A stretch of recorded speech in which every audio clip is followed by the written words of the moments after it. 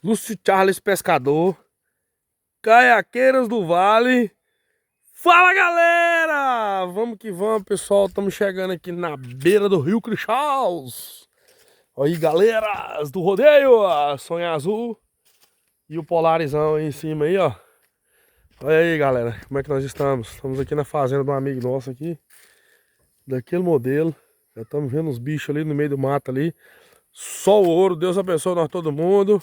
E vamos que vamos, pessoal. É nóis. Vamos capturar uns exemplares ali agora, né? Para nós fazer uma apresentação no óleo de soja. Ai, que delícia.